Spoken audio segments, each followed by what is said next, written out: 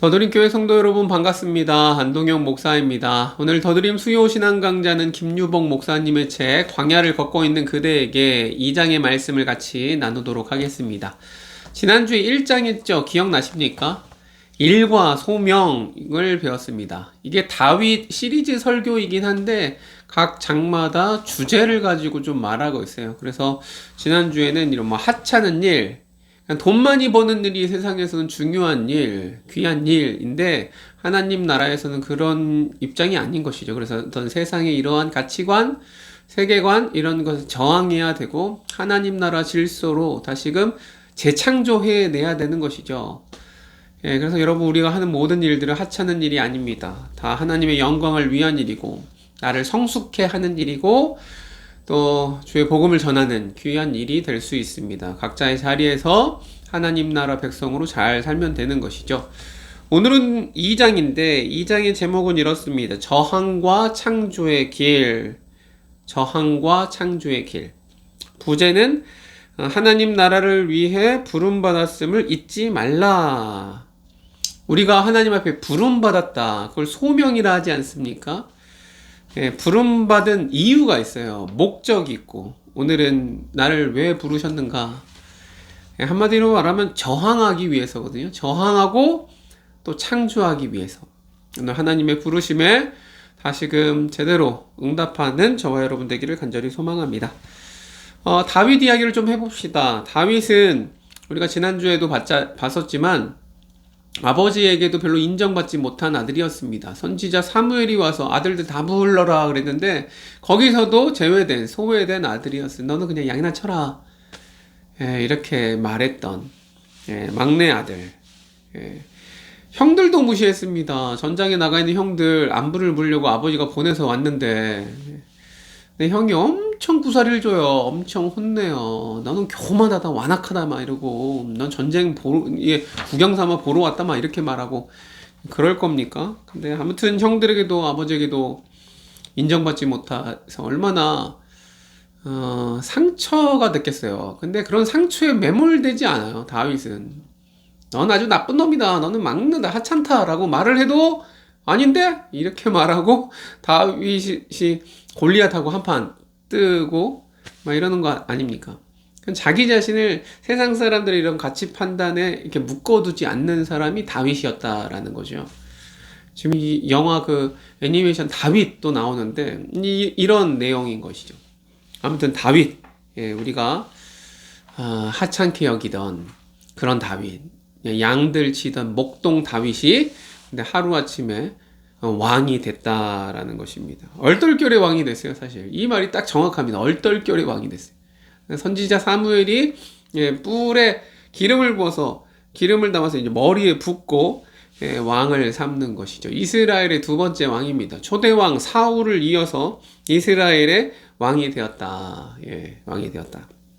근데 다윗이 그 왕좌에 오르기까지는 바로 이제 기름 부었다고 왕 되는 게 아니거든요. 왕좌에 오르기까지는 오히려 사울에게 쫓겨 다녔고요. 또 광야에서 굉장히 오랜 시간을 보내야만 했습니다. 한 7년 반 정도를 도망 다니다 나중에 이제 사울 죽고 나서 왕이 되는 것이죠.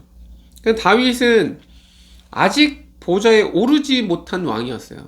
보좌에 오르지 못한 왕, 미완의 왕이 될 날을 생각하면서 그날을 기다리면서 광야에서 있었죠. 그러나 광야에서도 아직 왕은 안 되었지만 이미 왕의 삶을 살아낸 것이다 라고 이 목사님 이렇게 표현하는데 이게 참 표현이 좋습니다. 그러니까 이미 왕은 됐지만 아직 왕은 안 됐어요. 이게 참 애매하죠. 이게 다윗의 삶인데 어떻게 보면 우리 그리스도인들의 삶이다라는 거죠. 하나님 나라 관점에서 이미 임한 하나님 나라, 아직 임하지 않은 하나님 나라, 그 사이에 끼어서 우리는 살아가야 된다라고 이미와 아직, 이거 제가 굉장히 많이 말하지 않았습니까? 그냥 우리도 이래요. 우리도 지금 살아가는 삶이 진짜 광야 같은 세상에서 살아가는 것이죠. 근데 어떻게 살아갈 수 있다? 어떻게 살아야 된다? 왕처럼 살아야 된다라는 왕의 삶을 살아내야 된다. 그것을 성경에서 왕노릇이라고 합니다. 왕노릇. 내가 진짜 왕은 아닌데 왕처럼 살아가는 거죠. 하나님이 나에게 왕권을 주신 거죠. 대리 통치자로 살아가는 거죠. 하나님을 대신해서 왕노릇하며 살아가야 된다라는 것입니다. 그래서 광야는 그냥 힘든 곳, 어려운 곳, 그냥 고통스러운 그냥 과거 이런 정도가 아니고 그곳에서도 하나님의 왕의 자녀답게 왕노릇하며 살아가며 진짜 왕이 됐을 때 왕을 잘 감당하기 위하여서 훈련의 장소로 하나님께서 사용하시는 것을 우리 성경을 통해서 많이 볼 수 있습니다. 사랑하는 성도 여러분, 지금 광야를 걷고 있습니까? 진짜 힘든 곳, 광야, 외로운 곳, 광야. 우리 그 신의 악단 영화를 봤잖아요. 광야 그 찬양 부를 때 좀 감동되지 않아요? 진짜 그 가사가 좋은 것 같아요. 근데 광야에 서 있는데 혼자가 아니죠. 주님과 함께 서 있고 그곳이 나에게 굉장히 중요한 곳이었다. 다윗도 그랬고 오늘 우리도 그런 것입니다. 그래서 하나님이 다윗을 왕으로 부르셨다. 부르시는 그 소명의 이유가 있는 것이죠. 왜 왕으로 불러? 왜 사울을 버렸는가? 이 책에서는 세 가지로 말을 합니다. 근데 이게 조금 사실 솔직히 말하면 좀 지루한 것 같아요. 제가 볼 때는 맞는 말이긴 한데 너무 당연한 말. 그래서 빨리 요거는 설명하고 요 2과에서 말하는 것들을 제가 정리해서 말씀드리도록 하겠습니다. 그러니까 다윗이 이스라엘의 왕이 되어 감당해야 될 소명을 세 가지로 말하는 첫 번째는 하나님의 백성이 되라는 부르심이었다. 왕으로 불렀는데 왕으로서 뭘 하기보다 먼저 하나님의 백성이 되라고 불렀다라는 것이죠. 굉장히 중요한 말입니다, 여러분. 다윗은 하나님 나라 백성이 먼저 되어야 됐었습니다. 하나님의 백성. 하나님 나라, 하나님이 다스리시는 나라. 그러니까 하나님의 다스리심을 내가 안 받고 내가 어떻게 다스리겠어요? 그러니까 먼저는 하나님의 백성이 돼야 되는 것이죠. 총신대 가면 그 총신대 신대원에 가면 큰 돌 비석이 있고 뭐 이게 뭐 학자가 되라 뭐 이런 게 있어요. 목사가 되라 였던가 뭐. 근데 맨 처음에 뭐라고 되어 있냐면 신자가 되라 돼요. 근데 제가 지금 기억이 가물가물합니다. 졸업한 지도 오래돼가지고. 아무튼 신자가 되라가 첫 번째고 그 다음 학자가 되라, 목사가 되라 뭐 이런 게 있어요. 몇 가지. 첫 번째가 신자가 되는 거죠. 예수를 믿는 자, 신자가 되라. 이 말이 참 울림이 될 수 있는 것이죠. 아니 목사 되려고 여기까지 왔는데 뭘 신자가 되래 라고 말하면 안 되고 진짜 하나님을 믿는 자가 되어야 된다라는 것이죠. 다윗도 마찬가지입니다. 다윗의 소명, 하나님의 백성이 되라는 부르심. 하나님의 백성. 그래서 그게 1번 소명인데 1번에 항상 세 가지씩 나와요. 그래서 세상에서 탈주하라. 세상을 벗어나서 떠나야 되는 거죠. 아브라함이 갈대우를 떠난 것처럼 세상을 떠나야 되는데 사울은 떠나지 못했어요. 그의 탐욕과 그런 것들을 떠나지 못했어요. 하나님이 주신 왕 자리를 가지고 사욕을 채웠고요. 뭐 하여튼 세상을 떠나야 되는 세상을 떠나지 못했다. 두 번째, 하나님 나라에 속하라. 세상을 떠나서 하나님이 다스리시는 그 통치 아래 하나님 나라에 속해야 되는 것이고, 세 번째, 지금 여기에서 하나님 나라를 살라. 지금 여기서 우리가 현재를 하나님 나라를 살아내야 되는 것이죠. 그게 하나님 나라 백성이에요. 그러니까 하나님 나라 백성이 되라는 부르심을 다윗도 받았고 사실 우리도 받은 것입니다. 그게 첫 번째 소명. 두 번째 소명은 하나님 나라의 공동체를 세우라는 부르심. 이스라엘의 왕으로서 어떻게 돼요? 하나님 나라 공동체를 세워야 되는 거예요, 왕이. 그래서 어떻게 세우느냐? 첫 번째, 하나님의 말씀으로 공동체를 세우라. 막 힘으로 권력으로 이렇게 세우는 게 아니고 하나님의 말씀, 계명을 들은 대로 그 말씀대로 다스리는 자, 공동체를 그렇게 해야 되는 것이죠. 두 번째는 정의와 공의를 실현하는 공동체를 세우는 것이죠. 하나님 나라 공동체는 정의와 공의가 굉장히 중요하거든요. 그것대로 실현되어지는 공동체. 세 번째는 서로 사랑하는 공동체를 세우라. 서로 사랑하는 거죠. 그래서 사실 사랑과 정의, 이 두 가지가 하나님의 성품입니다, 여러분. 물론 하나님은 많은 성품들이 있지만 가장 중요한 건 하나님의 사랑의 하나님이고 정의의 하나님이시거든요. 그래서 서로 사랑하는 공동체를 세우는 것. 다윗은 이스라엘, 이 나라를 하나님 나라 공동체로 세워라는 부르심을 받았다. 사실 목사도 마찬가지인 것 같아요. 하나님의 말씀으로 이 교회를 세워야 되고, 정의와 공의를 실현하는 공동체를 세워야 되고, 또 서로 사랑하는 공동체, 교회 공동체를 세워야 되는 거죠. 저도 이 소명이 맞다라고 봅니다. 세 번째, 다윗이 이스라엘의 왕이 되어서 감당해야 할 소명. 세 번째는 하나님 나라의 선교에 참여하라는 부르심.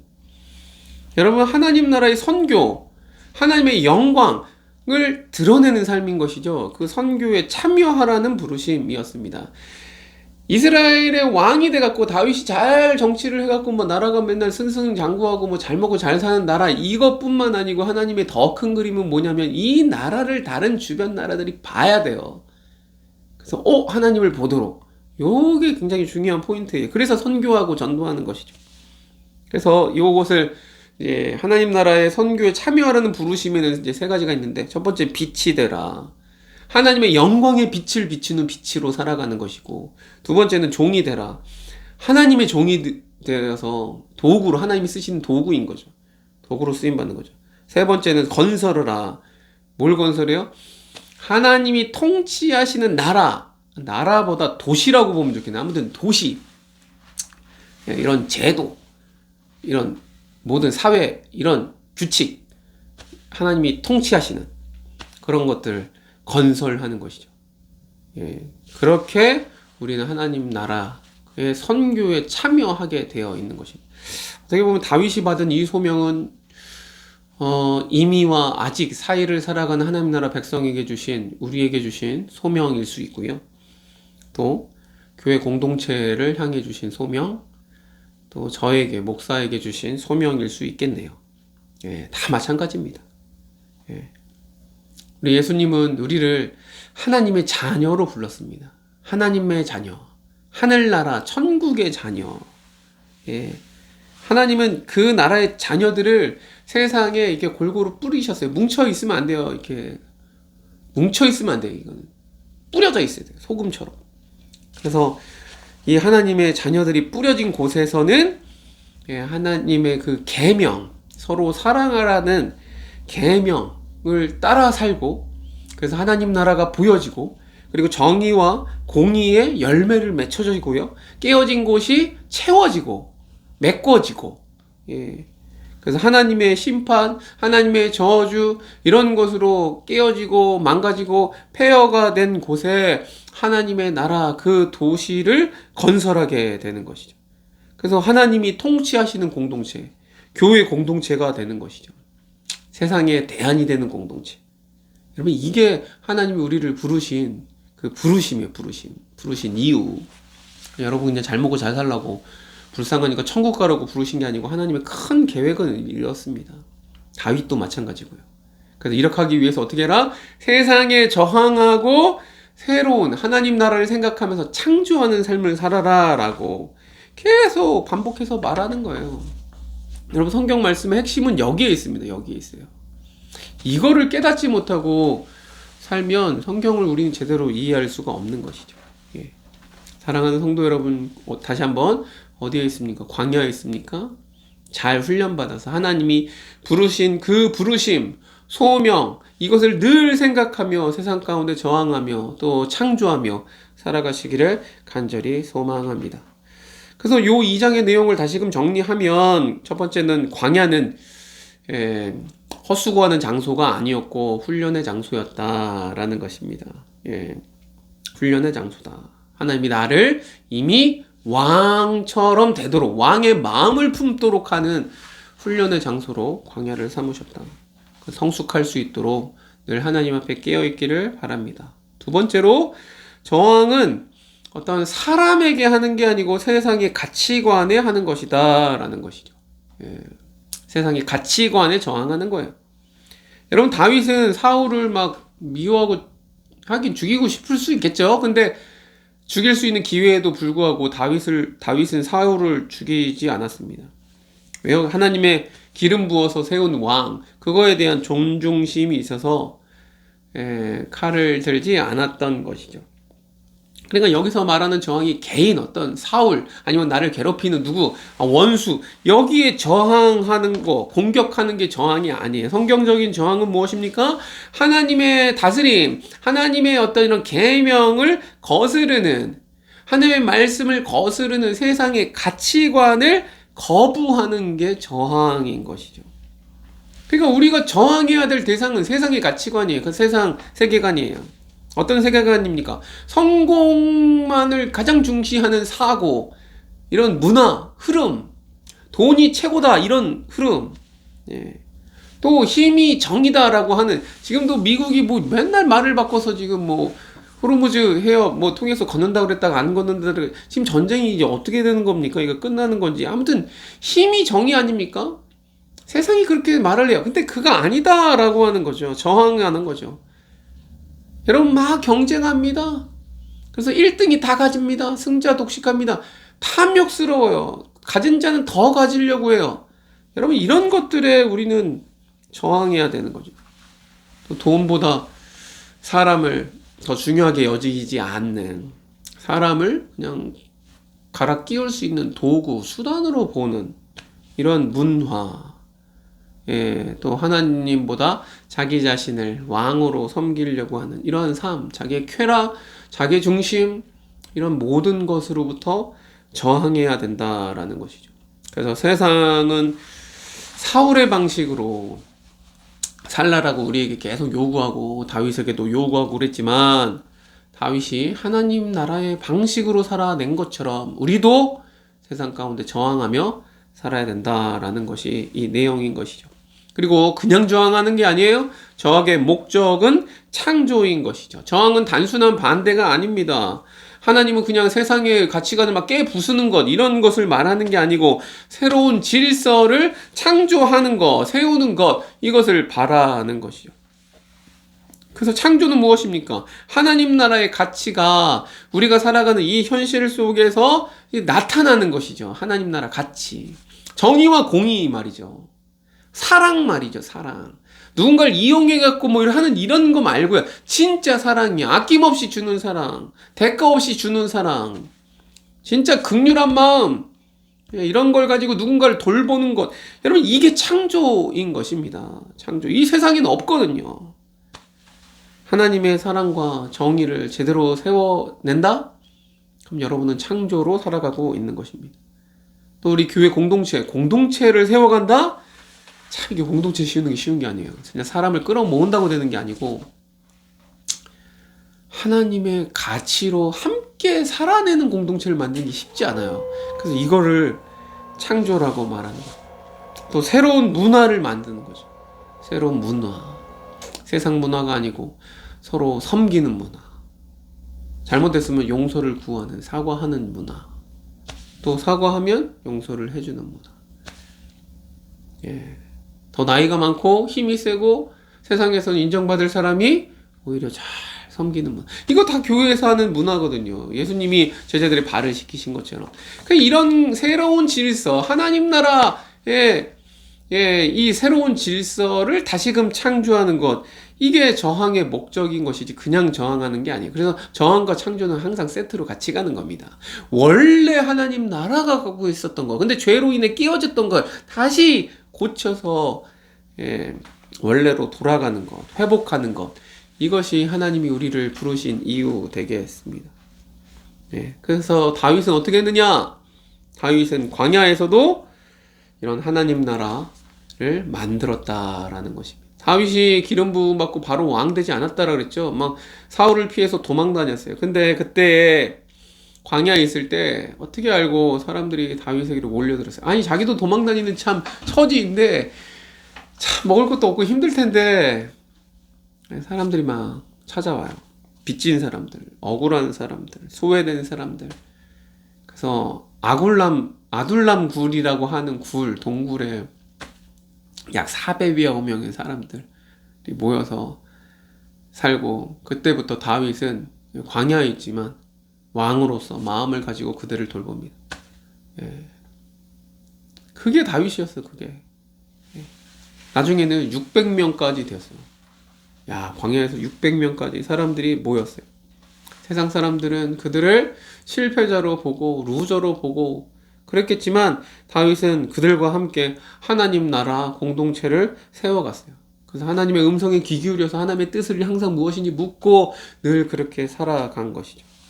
그래서 광야는 단순히 도망가는 단순한 피난처가 아니라 새로운 하나님 나라가 시작되는 공간이 광야였던 것입니다. 네. 그 광야 얼마나 귀합니까? 우리 교회도 지금 이제 교회 이전을 놓고 기도하고 준비하고 알아봐야 되는데 하나님이 원하시는 곳, 좋은 곳으로 예배해 주실 줄로 믿습니다. 그리고 그곳이 어디든 간에 아둘람굴 같았으면 좋겠다. 억울한 사람, 힘든 사람들이 와서 좀 이렇게 쉴 수 있는 곳, 마음을 터놓을 수 있는 곳, 먹을 것이 좀 부족해도 기쁘고 감사하고 행복한 곳, 그런 사람들의 어떤 안식처, 피난처, 도피처가 되었으면 좋겠다 이렇게 생각합니다. 광야에서도 하나님 나라 공동체를 세워간 다윗처럼 우리도 늘 공동체를 세우는 것, 이것에 집중해야 되는 것이죠. 마지막으로 그리스도인의 소명은 세상의 왕이 아니라 하나님 나라의 왕 같은 백성으로 살아가는 것이다 라는 것이죠. 여러분, 왕 노릇한다라는 건 하나님 나라 왕과 같은 백성으로 살아간다라는 건 진짜 왕으로 살아가는 게 아니에요. 그래서 왕의 마음을 가지고 하나님의 대리 통치자로 맡아서 잘 감당해야 되는 것입니다. 여러분이 있는 직장이나 일터나 또 학생들이 있는 학교나 가정에서도 하나님 나라의 질서를 먼저 살아내는 사람, 그 사람이 되어야 된다라는 것이죠. 그래서 거창한 게 아니에요, 여러분. 그냥 여러분이 있는 곳, 거기서 오늘 이 자리에서 하나님 나라 백성으로 왕같이, 왕답게, 왕노릇하며 살아가십시오. 사랑하며 살아가십시오. 정의와 공의로 살아가십시오. 나에게 지금 이득된다고 속이려고 하지 마시고 정직하게 살아가십시오. 온유하게 살아가십시오. 사람을 진정으로 사랑하며 살아가십시오. 그러면 됩니다. 그러면 세상에 저항하고 새로운 질서인 창조로 살아가는 멋진 사람이 되는 것이죠. 마지막 요 글을 읽어드립니다. 요 책에 있는 내용 발췌한 건데요. 정리할 겸 읽어드릴게요. 사울이 지배하는 세상에서 다윗은 하나님의 약속과 소명을 붙들고 하나님 나라를 살아야 했다. 우리도 이 땅을 다스리는 왕이 되어 지금 여기서 하나님의 정의와 공의가 실현되는 공동체를 세우는 삶을 살아야 한다. 여러분, 결국엔 공동체입니다. 혼자 막 대단해서 골리앗 죽이고 이게 중요한 게 아니고 결국에 하나님 나라 공동체를 세우는 것이 너무너무 중요하다. 여러분의 공동체, 나라고 하는 교회는 도대체 어디에서 무엇하고 있습니까? 그런 공동체를 세우는 다윗처럼 우리 더욱더 하나님 나라 공동체가 되기를 간절히 소망합니다. 하나님 나라는 반드시 실현될 것입니다. 그래서 하나님이 다윗을 왕으로 삼으시고 다윗에게 언약하시거든요. 약속하시거든요. 그걸 다윗 언약이라고 하는데 다윗 언약의 내용은 그 다윗의 왕위를 하나님께서 붙드셔서 굳건히 하시겠다라는 거예요. 그 말은 영원히 왕같이 살겠다라는 게 아니고 그의 후손을 통해서 하나님 나라라고 하는 하나님의 정의와 공의를 세상 가운데 실현하겠다라는 거거든요. 그래서 그 후손이 뭐예요? 다윗의 후손. 다윗의 후손 예수 그리스도인 거 우리 잘 알잖아요. 예수 그리스도를 통해서 하나님 나라가 임했고 하나님의 나라가 하나님의 정의와 공의가 우리 삶 가운데 현실화되는 것이죠. 그리고 우리도 마찬가지고 우리도 후손이지 않습니까? 다윗 언약 그게 우리에게 연결되는 거거든요. 다. 그래서 여러분이 있는 곳에서 하나님 나라를 제발 좀 살아내기를 간절히 소망합니다. 주님께서 기뻐하시는 것이죠. 그게 우리를 부르신 소명의 이유다. 그냥 내 뜻대로 내 계획대로 나 좋은 대로 살아가는 게 아니고 하나님이 부르신 대로 하나님이 기뻐하시는 대로 부르신 소명 따라 살아가는 하나님을 기쁘시게 하는 저와 여러분 우리 더드림교회 성도 되기를 간절히 소망합니다. 오늘도 주신 말씀 생각해 보면서 나는 어떻게 저항하며 살아가고 있는가? 너무 세상 가운데 물들여서 편하게 아무런 고통 없이 살아가는가? 다시금 보시고 여러분이 있는 곳에서 어떻게 하나님 나라를 이뤄가야 될지 고민해보는, 그렇게 고민하며 기도하는 시간 되기를 간절히 소망합니다. 같이 기도하겠습니다.